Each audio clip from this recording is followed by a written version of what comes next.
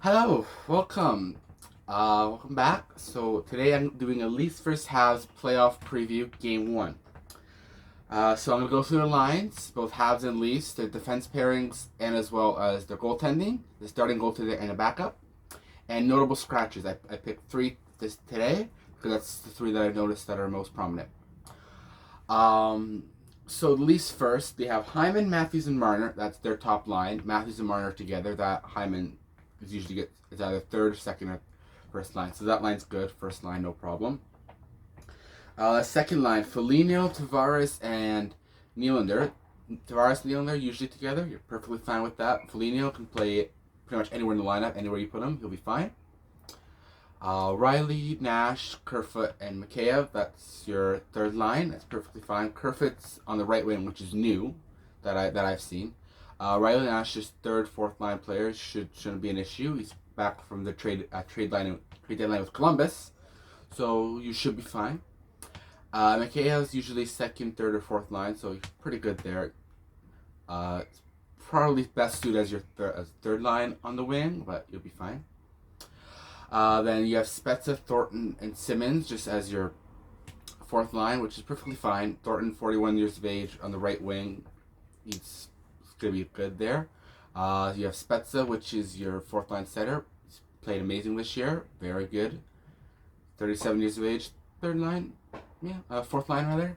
Good. And then Simmons, good big body.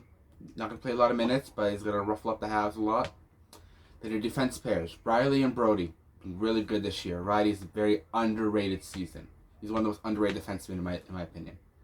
Brody, one of the best free agency signings this year. He's been very good. And then you have Muzzin Hall, which is a good shutdown defense pair. Hall's had a really good season for the most part. Personally, I think he's had more of a career year, but we'll see what happens next year. Then the third pairing is Sandin and Bogosian. That should be fine. Sandin's young. He's a rookie. He'll be fine. With Bogosian, good shutdown defensive defenseman. Ruffle a few bodies. Not bad, not bad. And then starting in net is Jack Campbell. And backing him up is Frederik Andersen. So, and notable scratches for the Leafs are Travis Sturman, Alex Galchenyuk, and David Rittich. So those are the Leafs lines, and it's a really solid lineup when it's performing at full peak. There are a few issues that I would say, but that's just more that I'll go into depth later in the season. More so helping more defense than just maybe solidifying a true number one left wing. Nylander can play on the left wing. I mean, maybe, yeah. Okay, Leafs. Not Leafs. I just finished the Leafs. Habs. You have Tatar, Deneau, Gallagher. It's one of the best 5-on-5 lines it's been in the last 3 years since it's been together. Deneau is your 1C. That's not where he should be. He should be second or third line, ideally. But he's good. He doesn't have the offense capabilities of a first line center, but he's very solid defensively. Gallagher, Montreal's best forward. He's back for the playoffs. Montreal's missed him. Really has. They squeaked their way into the playoffs, but with Gallagher back, there should be a lot more goals being scored, a lot more energy into the team. And then Tatar on the left wing was perfectly fine. Left wing, probably not first line player, but second line maybe. But he's forced into the first line role, and last year he's played well. This year he's been good enough, and I think we should be fine. Second line, Armia, Suzuki, and Toffoli. Suzuki's been having a decent up and down season, to be fair. Up and down, but he's been overall really good. Toffoli has been Montreal's best forward. He's top 10 in goal scoring this year, the leading scorer this year. So that should be fine. Second line, no problem. And then Armia has had a down season, but he hasn't been playing top 6 minutes like he was last year and the year before. He's mostly been on the third or fourth line, and if you really want Armia to play a lot, you'll be fine as a second line. Maybe so now that his contract is up, maybe he'll go to a team, he'll play second line minutes, and he'll put up 25 goals maybe. Maybe he'll realize his first round top 10 potential, or top 15 rather, my apologies. Then your third line, which is Anderson, Stahl, and Perry. Anderson, third line, he's anywhere in the top 9. He's going to perform. He's pretty much a bigger size Gallagher, so I'm not concerned about where he is. And he's on the left wing, which is unusual for him. He's usually on the right wing. Stahl, he's. I understand why he's in the lineup for the playoffs. Who would you rather have against Wayne Simmons, Stahl or Caulfield? Right. That's the idea. And so Perry's third line, second line in the playoffs. He's a huge playoff performer. We saw last year in Dallas what he can do. And the fourth line, Lehkonen, Byron, and Evans. That's just your three forwards on the fourth line. Lehkonen is decent enough, decent bottom 9 forward. Can play top 6 at times if injuries needed, but probably third, fourth line player. Byron, same thing. He's played top 6 when he's lost injuries a couple years back. He scored 20 goals twice, so should be good. Jake Evans, the rookie. I thought he's been having a good rookie season considering how many minutes he's had.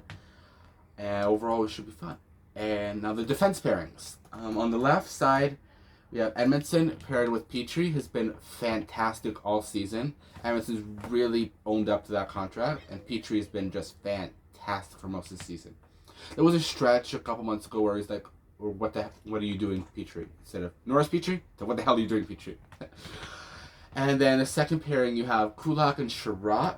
Sherratt's usually on the left side, but he's on the right side for this game. And then you have Murdo and Weber. Weber has been injured for a couple weeks now. It's a nagging injury he's had all season. Weber has not had a good season, but he's 36, going on 37, playing top 4 minutes. No, he shouldn't be playing that many minutes. Just they need him to, so he's doing it. And we'll see how it goes. Confirmed in net is Carey Price. He had a little conditioning stint in the AHL, which literally means nothing. He's just trying to get back into action. He's been injured twice, so based off numbers, you have Jake Allen as a starter this year, not Carey Price. So we'll see how this goes.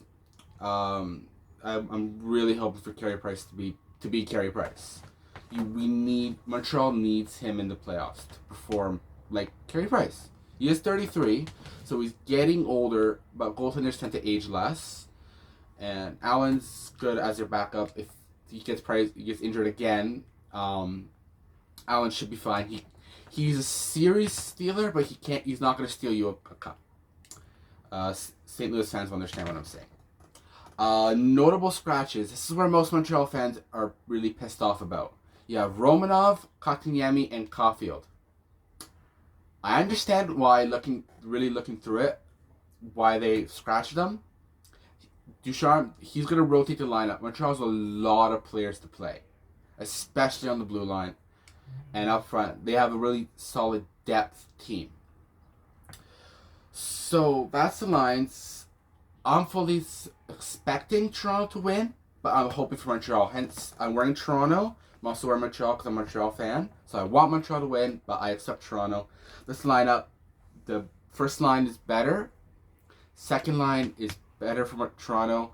Third line is about equal. Fourth line is about equal. The defense, it's a toss-up. It depends what kind of Montreal defense you're playing against and what kind of Toronto defense you're playing against. If Riley keeps turning the puck over like he's known to, Montreal will jump on it, no problem. If Weber can be Weber during the playoffs, he'll be fine. In net, Jack Campbell is a starter. He's unproven. He's never had a playoff game, so we have no idea what he's going to be like. And Anderson, he is proven in the playoffs. He is definitely not the reason why the Leafs haven't been out of the first round. But we'll see how it goes. They also have David Riddick to fall back as number 3, and of course Michael Hutchinson, who is not listed, but he is still technically there in the organization to be there as number 3, number 4 goaltender in this case. In net, Carey Price is Montreal's trump card. If he can play like he can play, they win the series. They could be the team that comes out of the North Division, no problem.